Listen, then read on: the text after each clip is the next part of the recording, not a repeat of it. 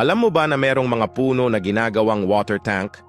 Pwedeng pagkunan kahit gaano pa karaming tubig pa ang gamitin. Well, ito ay ang baobab tree at matatagpuan ito sa Africa. Kaya nitong maglaman ng tubig hanggang 120,000 o 32,000 gallons ng tubig na kasya sa 150 na malalaking truck. Talagang napakalaki ng puno na ito na tumataas ng mahigit 100 feet.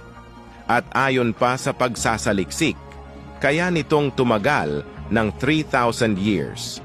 Ang loob ng puno ay guwang na merong sariling imbakan ng tubig.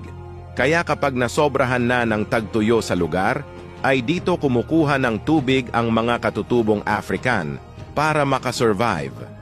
Talagang malaki ang naging tulong ng baobab tree sa mga tao dito. May iba pa nga na ginawa ng tahanan ng puno dahil sa loob nito ay nababawasan ang init